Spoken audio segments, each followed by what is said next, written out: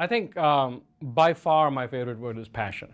And I think, life is such a beautiful thing. And being able to me, life to me is full of possibilities. And one's got to have this deep desire and passion to go explore everything that life has to offer on all fronts, on personal front, on professional front, on community front. So if you were to ask me to pick my single most favorite word, I would say it will be passion. I love the process of creation. I love the process of converting what I call as PowerPoints to products to profits. That's sort of the core, that's when I'm in my zone. And to be able to come up with ideas that could literally change the world, that could be able to come up with ideas with a team of people that can, as I used to call it, move civilization forward. That stuff excites me. A serial entrepreneur is someone who's done a series of companies. And so obviously I did my first startup, and then after a year I started my second one. So you get sort of, doesn't really have good connotation, sounds like a serial killer, but I guess it's much more positive. Serial entrepreneur is someone who wants to sort of go back and start creating new companies and new businesses. Building a business is an act of faith. Building a startup, it's like a march through the desert. When you start heading out, there's no turning back. You have to be able to either cross the desert, or with a team of people, with the resources you have, or you end up perishing midway through the desert. There is an old African saying which says, if you want to go fast, go alone, and if you want to go far, go together or go with a group. And I think that, in essence, is how life works. You could go out on your own. You could just, you could run it like a sprinter and run out of breath after a while. But life is not a sprint. It's not a 100-meter dash. It's a marathon.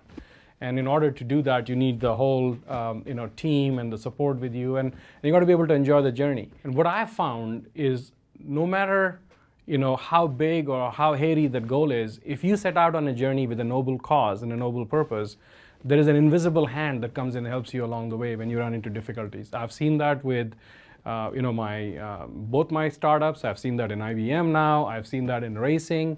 But it has to be about a purpose that is noble. And people call it God, that invisible hand. People call it good karma, a variety of names. But I have lived through that, and I have experienced that. I experience that every day. So one of the things, in addition to education and community piece, I'm passionate about is racing.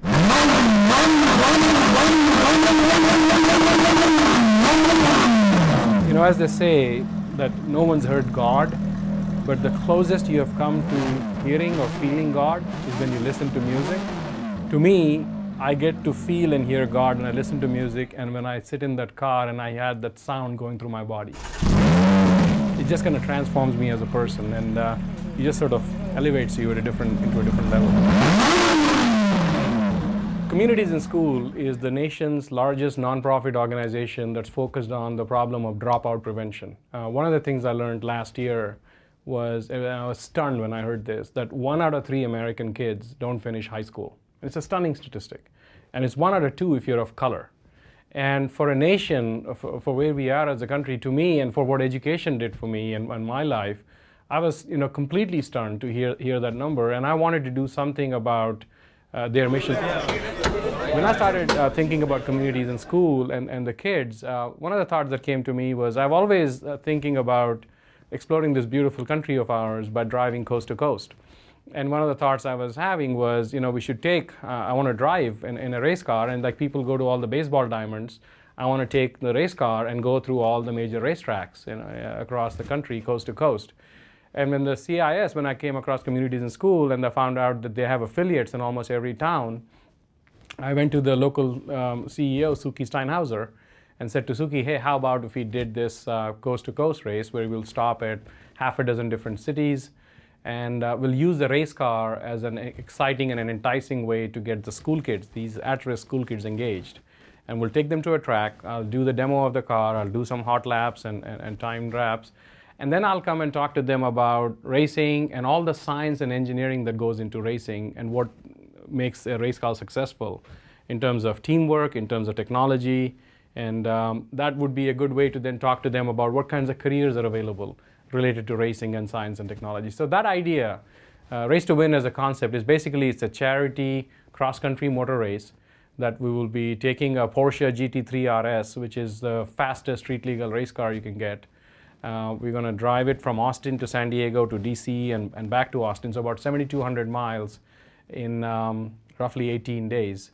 And we'll be engaging about 1,000 children, and I'm raising $100,000, and I'm glad to report that we've actually raised in excess of $150,000 now. You know, one of my favorite sayings is what my father used to say. My father used to say, an ungrateful life is a wasted life. And for where I am in my life, I'm grateful to a lot of people who helped me get to where I am. And that includes a lot of my colleagues that I've built the companies with. It includes, you know, my family, my wife, my girls, you know, my friends. And I think you pay them back both ways. I think you pay them back now in terms of giving them your love and your respect and your time and your attention and being there for them, you know, in whatever form they want you to be there for. And you also pay them back in the future.